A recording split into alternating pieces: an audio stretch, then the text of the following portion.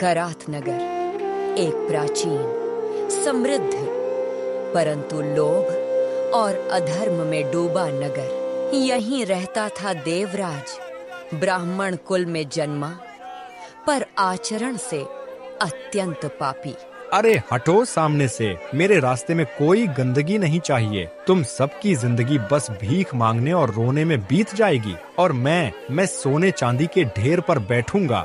मालिक, सब आपको देखकर सहम जाते हैं। सहमना चाहिए। मैं देवराज हूँ। जिसने भी मेरा विरोध किया उसकी सांसें छीन ली। धर्म, दया, ये सब कमजोरों के बहाने हैं। हे ब्राह्मण, दया करो।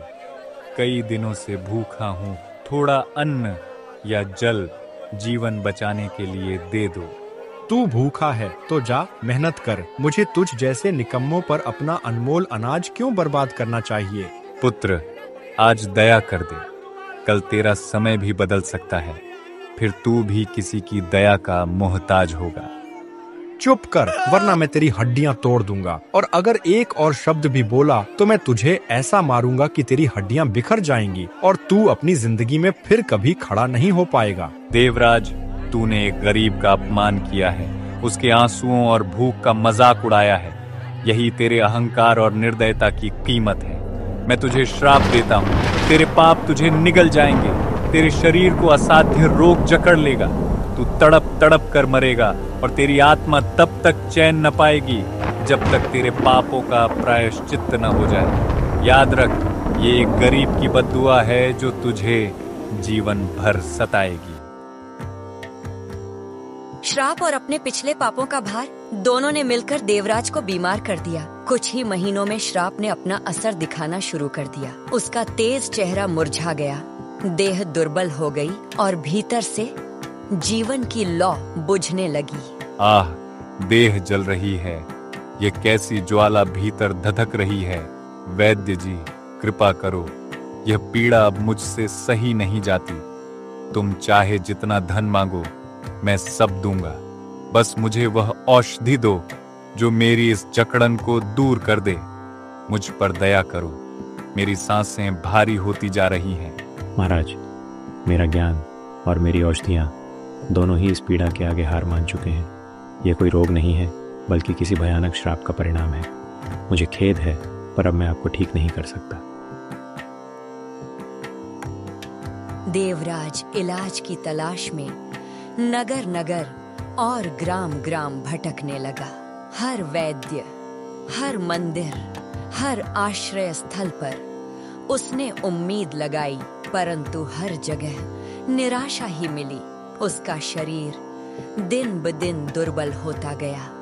उसने हर वैद्य को आजमाया, तांत्रिकों को बुलाया और सोना चांदी बहा दिया, परंतु हर जगह एक ही उत्तर मिला, यह रोग किसी श्राप का है, इसका कोई इलाज नहीं। धीरे धीरे देवराज का धन भी समाप्त हो गया। सोने के ढेर पर बैठने का घमंड अब भिखारी सी हालत में बदल चुका था। थका हारा, टूटा हुआ, वह अब केवल एक सहारे की तलाश में भटक रहा था। भटकते कदम, थकी हुई सांसें और टूटा हुआ मन, इन्हीं के सहारे वह धीरे धीरे ज्ञानपुर तक पहुंच गया। ज्ञानपुर यह करात नगर से बिल्कुल अलग था। यहाँ लोभ नहीं, केवल भक्ति और शांति थी। नगर के बीचों बीच एक प्राचीन शिवालय खड़ा था, जिसकी घंटियों की मधुर ध्वनि दूर दूर तक गूंज रही थी। मंदिर के प्रांगण में पंडित शिव पुराण की कथा सुना रहे थे। सैकड़ों लोग भक्तिभाव से कथा सुनने आए थे। भक्तों, महादेव की महिमा अनंत है। जो भी सच्ची श्रद्धा से उनकी कथा सुनता है, उसके पाप चाहे कितने भी भारी क्यों ना हो, क्षमा कर दिए जाते हैं।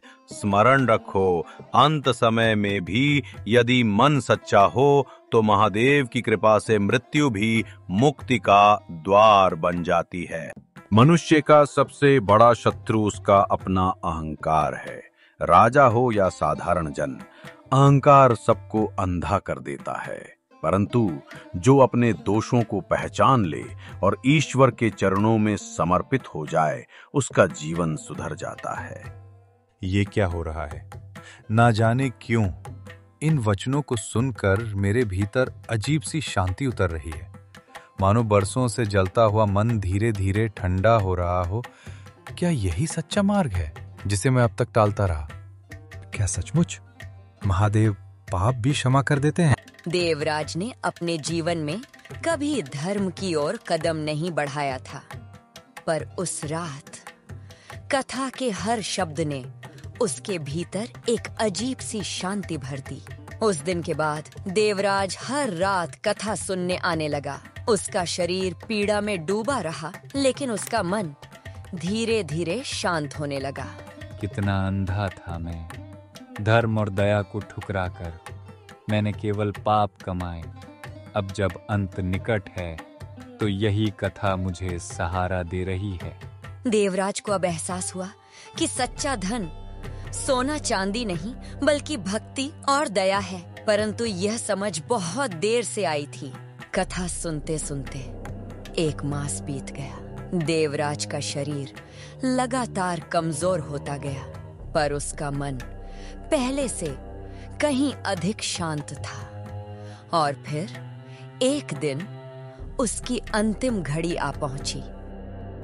उसकी आंखें बंद हुईं और आत्मा कांपती हुई शरीर से निकल पड़ी। जैसे ही आत्मा शरीर से विमुक्त हुई, सारा जगत अंधकार से ढक गया और शून्य में भय का साम्राज्य स्थापित हो गया। हे महादेव, यह कैसी भयावह दिशा है। चारों ओर केवल तमस और विलाप। क्या यही मेरी गति है? 1 महीने तक देवराज ने अपनी अंतिम शक्ति से, श्रद्धा भाव से भगवान शिव की कथा सुनी। शरीर पीड़ा में डूबा रहा, पर मन कथा में शांति पाता रहा। पर समय बलवान है और एक दिन उसका जीवन दीपक की लौ की भांति बुझ गया। उसकी देह निश्चल हो गई और आत्मा शून्य में खड़ी रह गई। चारों ओर सन्नाटा था, पर उसके भीतर भय की गूंज थी। देवराज सोच रहा था, मैंने असंख्य पाप किए हैं, निर्दोषों का रक्त बहाया है, अब कौन मुझे उनके भार से बचाएगा। वातावरण में ठंडी हवाएं चलने लगीं और उसी अंधकार से प्रकट हुए यमराज के दूत। भयानक काया, लाल अग्नि समान नेत्र और हाथों में लोहे की जंजीरें। उनके दर्शन मात्र से आत्मा कांप उठी। देवराज, तेरे पाप आकाश और पृथ्वी पर अंकित हैं। तेरे अधर्म ने असंख्य निर्दोषों को रुलाया है। अब तेरे लिए दया का कोई स्थान नहीं। चल हमारे साथ। हे दूतों, मुझ पर दया करो, मुझे मत ले जाओ। मैं भय से कांप रहा हूँ, कहीं और नहीं, बस शरण चाहता हूँ।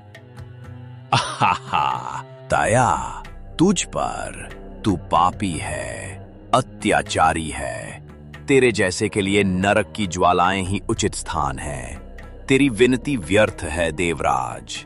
अब तेरी आत्मा नरक की ज्वालाओं में जलाई जाएगी। जंजीरों की खनक गूंजी और वे दूत देवराज की आत्मा को घसीटने लगे। भय और निराशा से कांपती हुई आत्मा चारों ओर छटपटाने लगी और तभी उसके हृदय में जागा स्मरण, वही कथा जो उसने अपने अंतिम दिनों में सुनी थी। हे महादेव, मैं बहुत पापी रहा हूँ, जीवन भर अनगिनत पाप किए हैं, पर आज मैं आपकी शरण में हूँ। हे भोलेनाथ, आप तो अपनी शरण में आए हर भक्त की रक्षा करते हो। आज मेरी भी रक्षा करो, मेरी आत्मा को अपने चरणों का सहारा दो। हे महादेव, मुझे मत त्यागो, मेरी रक्षा करो, मेरी रक्षा करो। उस आत्मा की यह करुण पुकार अंधकार को चीरती हुई सीधे कैलाश तक पहुंची और उसी क्षण सारा आकाश दिव्य प्रकाश से भर उठा। जैसे स्वयं सूर्य ने 1000 गुना तेज से अपनी किरणें बिखेर दी हों, उस प्रकाश से प्रकट हुए शिवगण दिव्य आभा से आलोकित, हाथों में त्रिशूल और डमरू लिए हुए। उन्हें देखते ही यमदूत भय से कांप उठे। उनकी जंजीरें डीली पड़ गईं और उनके नेत्र झुक गए। कौन हो तुम? यह आत्मा पाप से बंधी है। इसके पापों का हिसाब यमपुरी में होना तय है। हम यमराज के दूत हैं। कोई भी शक्ति हमें हमारी अधिकार प्राप्त आत्मा से वंचित नहीं कर सकती। यह आत्मा तो हमारी है। रुको यमदूतों, यह आत्मा अब तुम्हारे अधिकार में नहीं है।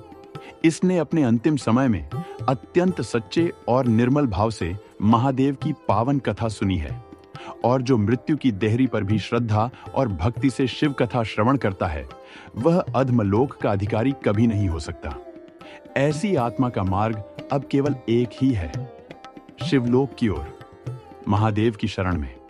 यह महापापी है। इसके पापों का अंधकार इतना गहरा है कि स्वयं यमलोक की ज्वालाएं भी उसे भस्म नहीं कर सकती। महादेव की कृपा में पाप और पुण्य का कोई बंधन नहीं। जो उनके चरणों में समर्पित हो जाता है, वह क्षण भर में मुक्त हो जाता है। पर यदि इसके बाद भी तुमने इस आत्मा को ले जाने का दुस्साहस किया, तो सुन लो यमदूतों, आज तुम्हें युद्ध के लिए तैयार होना पड़ेगा। क्योंकि यदि तुमने महादेव की आज्ञा की अवहेलना की, तो इस रणभूमि में हम तुम्हारा ही संहार कर देंगे। शिवगणों का तेज देखकर यमदूत भय से कांप उठे और सहमकर पीछे हट गए। उनके हाथों की जंजीरें आप ही आप टूटकर धरती पर बिखर गईं और भयभीत यमदूत वहां से भाग खड़े हुए। उसी क्षण देवराज की आत्मा को दिव्य प्रकाश ने घेर लिया। जैसे जैसे वह ज्योति प्रखर होती गई, उसका दुख और क्लेश लुप्त होता गया और उसकी आत्मा एक शांत, तेजस्वी और दिव्य रूप में प्रकाशित हो उठी। मानो महादेव की कृपा ने उसे अपने अनंत लोक में स्थान दे दिया हो। शिवदूत देवराज को दिव्य विमान में लेकर कैलाश पहुंचे। बर्फ से ढकी चोटियां दिव्य प्रकाश से दमक रही थीं। मंदाकिनी की धारा बह रही थी और आकाश गूंज रहा था, हर हर महादेव, हर हर महादेव। और वहां कैलाश की श्वेत चोटी पर स्वयं महादेव खड़े थे। त्रिनेत्र से प्रकट प्रकाश ने ब्रह्मांड आलोकित कर दिया। यह दृश्य देखते ही देवराज की आत्मा कांप उठी। उसके नेत्र अश्रु से भर गए और वह भावुक होकर पुकार उठा, हे भोलेनाथ, मैं महान अपराधी हूँ। जीवन भर मैंने असंख्य पाप किए, निर्दोषों को पीड़ा दी, अधर्म के मार्ग पर चला। आज जब मैं आपके सम्मुख खड़ा हूँ, तो अपने किए हर कर्म पर पश्चाताप से जल रहा हूँ। हे महादेव, मेरी भूलों को क्षमा करें। मैं आपके चरणों में मस्तक झुकाकर प्रार्थना करता हूँ। यदि आप मुझे क्षमा न करें, तो मैं कभी मुक्त न हो पाऊंगा। हे नीलकंठ, आप शरणागत के रक्षक हैं। मैं दीनहीन होकर आपके चरणों में आया हूँ। मुझे त्याग मत दीजिए प्रभु, मुझे अपनी शरण में ले लीजिए। आपके चरणों का आश्रय ही मेरी आत्मा की एकमात्र मुक्ति है। देवराज, तुम्हारे अपराध गहरे थे, किंतु तुम्हारे अंतर्मन में पश्चाताप की ज्योति प्रज्वलित हुई और अंतिम क्षणों में तुमने तन मन धन से मेरी कथा का स्मरण किया। भक्ति और समर्पण के आगे पाप का कोई बंधन नहीं टिकता। तुम्हारा पश्चाताप और तुम्हारी भक्ति ने तुम्हारे पापों का अंधकार मिटा दिया है। आज तुम्हारी आत्मा को मुक्ति प्राप्त होती है। अब तुम मेरे कैलाश में सदा सदा के लिए वास करोगे। यही तुम्हारे जीवन का सच्चा फल है। और इस प्रकार एक महापापी भी श्रद्धा और भक्ति से मुक्त हो गया, क्योंकि महादेव की कृपा असीम है और उनका आशीर्वाद सर्वजन के लिए समान है।